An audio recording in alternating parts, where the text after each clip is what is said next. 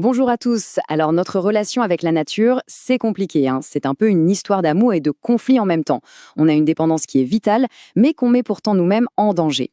Aujourd'hui, on va décortiquer ensemble un chapitre qui est essentiel dans le programme de première, les interactions entre l'humanité et les écosystèmes. On va voir comment on bénéficie de la nature, comment on la perturbe, et puis aussi bien sûr comment on peut la protéger et la réparer.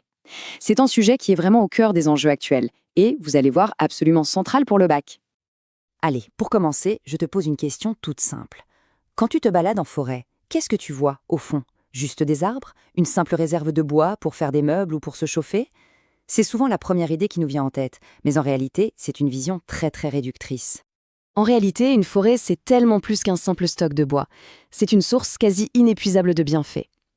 Si on regarde ce document d'un peu plus près, on voit bien sûr le bois, pour la construction ou pour l'énergie, mais la liste est bien plus longue. On y trouve des aliments, comme les champignons, on y pratique des loisirs, comme la randonnée, et ça nous apporte même un bien-être psychologique. Eh bien, tous ces avantages que la nature nous offre gratuitement, on va leur donner un nom scientifique. Et voilà, on entre dans la première partie de notre analyse, les services écosystémiques. C'est vraiment le concept clé de ce chapitre, il faut absolument le maîtriser. L'idée, c'est de voir la nature non pas comme un simple décor, mais bien comme un fournisseur de services qui sont essentiels à notre survie et à notre bien-être. Ok, alors donnons une définition précise, celle que tu dois connaître par cœur. Un service écosystémique, c'est un avantage que les sociétés humaines tirent des écosystèmes. Et le point important, c'est que c'est gratuit. C'est la nature qui travaille pour nous, sans qu'on ait à la payer pour ça. C'est un concept vraiment fondamental pour comprendre à quel point on dépend du monde vivant. Ce qui est intéressant, c'est qu'on peut classer tous ces services en trois grandes catégories, comme le montre très bien ce schéma. Regarde la partie en vert, ce sont les services d'approvisionnement. Ça, c'est le plus direct, le plus concret, la nourriture, l'eau, le bois.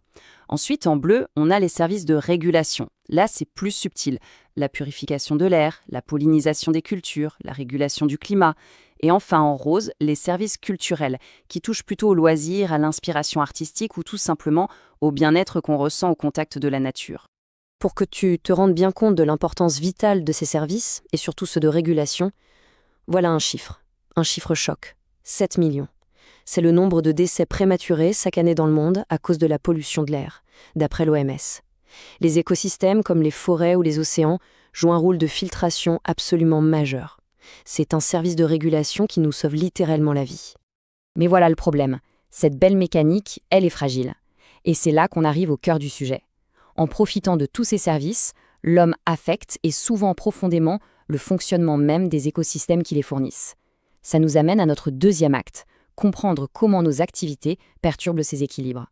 Ce graphique illustre parfaitement cette perturbation. Il montre l'évolution de la déforestation par type de forêt depuis le XVIIIe siècle.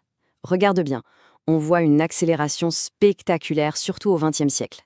Et regarde la partie en vert foncé, qui représente la forêt tropicale. C'est là que la perte est la plus massive. C'est une tendance lourde qui a des conséquences en chaîne. Pour que ce soit encore plus concret, regardons cette tendance mondiale mais à une échelle locale. Voici Madagascar vue du ciel. À gauche en 1953 et à droite en 2014. En à peine plus de 60 ans, la différence est saisissante. Les zones de forêt en vert ont massivement reculé au profit de terres nues. On voit là, de manière très directe, l'impact de la destruction des habitats. Et attention, les conséquences ne sont pas que visuelles. Ce graphique montre un effet beaucoup plus insidieux. Des chercheurs ont mesuré la concentration en nitrate dans un ruisseau après avoir coupé tous les arbres de la zone. Regarde la courbe rouge, elle monte en flèche. Pourquoi ? Tout simplement parce que le sol de la forêt, avec son réseau de racines, ne joue plus son rôle de filtre.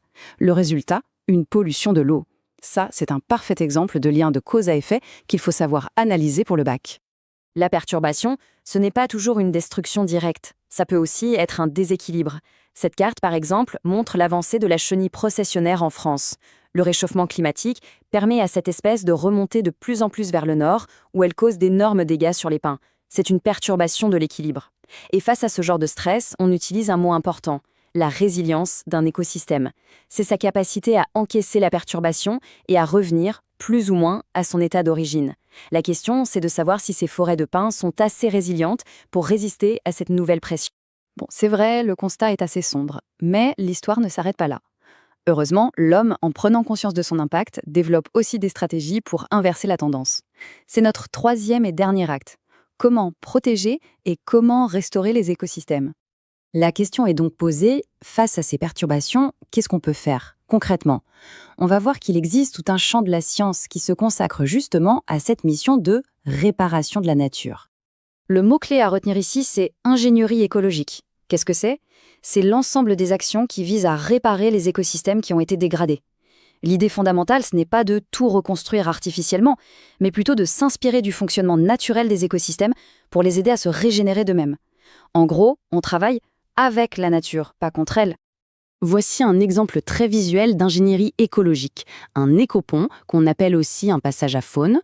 Tu vois, une autoroute, ça coupe un habitat forestier en deux, ça le fragmente. Et ça isole les populations d'animaux.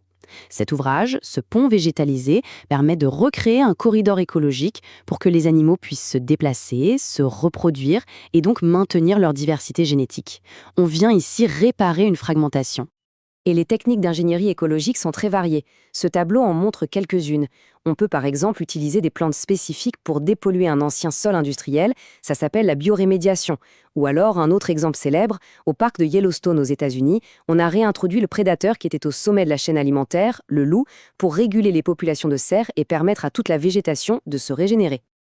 Il est crucial de bien faire la différence entre deux types d'actions. D'un côté, protéger, c'est une action préventive.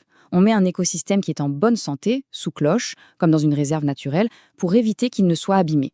De l'autre côté, restaurer. Ça, c'est une action curative. Le mal est déjà fait et on intervient pour réparer, comme quand on reboise une forêt après un grand incendie. Évidemment, les deux sont complémentaires et indispensables. Ok. On a vu les 3 actes de cette relation complexe entre l'homme et les écosystèmes. Maintenant, comme toujours, on prend un moment pour synthétiser, pour s'assurer que tu as bien les idées claires et tous les outils pour réussir le jour du bac. Ce schéma bilan, il est parfait pour réviser. Il résume absolument tout ce qu'on vient de dire. Regarde, en bas, on a les écosystèmes naturels qui fonctionnent et qui génèrent les fameux services. En haut, on a les impacts humains qui viennent les perturber. Et au milieu, tu vois les 2 leviers d'action.